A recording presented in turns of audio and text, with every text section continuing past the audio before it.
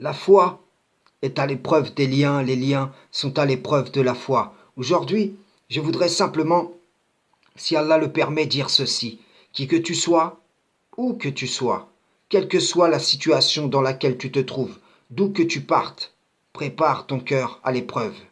Car la foi est à l'épreuve des liens, les liens familiaux, amicaux, de voisinage, etc., sont à l'épreuve de la foi.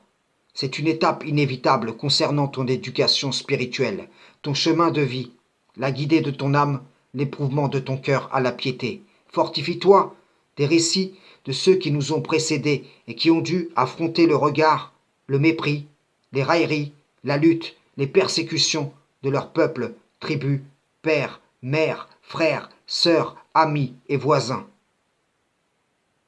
Rappelle-toi, lorsque Noé dit Seigneur, mon fils est des miens, et que Allah lui répondit ton fils n'est pas des tiens. Rappelle-toi Abraham, qui exhorta son père à ne point suivre les pas du diable, et que celui-ci lui rétorqua je te lapiderai certes. Rappelle-toi de la femme de Pharaon, qui invoqua son Seigneur afin que celui-ci la sauve de Pharaon et de ses œuvres. Les décrets d'Allah sont inéluctables. Sauveras-tu celui qui est dans le feu? N'est-ce pas que le feu cerne de toutes parts les mécréants? Parviendras-tu à guider celui que tu aimes si Allah ne le guide pas? La piété et l'impiété impacteront les liens jusqu'à dans la vie future. Entre Noé et son fils s'interposèrent les vagues, en un jour où il n'y avait pas d'autre refuge que l'arche. Lorsqu'Abraham vit clairement que son père était du nombre des gens du feu, il le désavoua. Et la femme de Pharaon, contrainte ici-bas par son invocation, souhaita un refuge auprès d'Allah. Nous pourrions parler aussi des femmes de Noé et de Lot, qui toutes deux trahirent ces serviteurs d'Allah.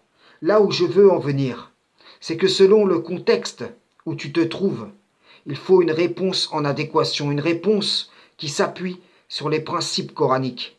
Ces principes qui peuvent s'additionner dans un contexte et s'articuler différemment d'une situation à l'autre.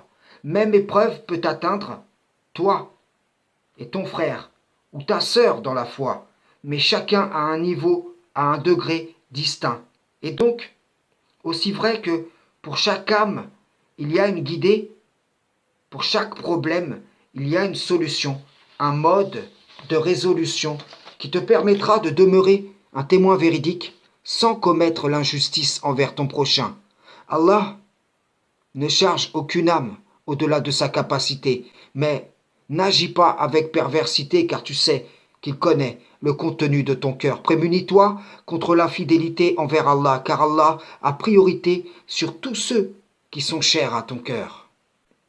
Que le Seigneur te permette d'agir en vérité et que cela profite à ceux qui t'entourent. Les choses ne se règlent pas forcément du jour au lendemain. Prends patience en chemin. Sois de ceux qui facilitent et non de ceux qui obstruent. Ton comportement est une ambassade mobile, arpentant les voies terrestres qui doit inviter les enfants d'Adam à la voie de leur Seigneur, Inch'Allah. Frères et sœurs en islam, salam, shalom.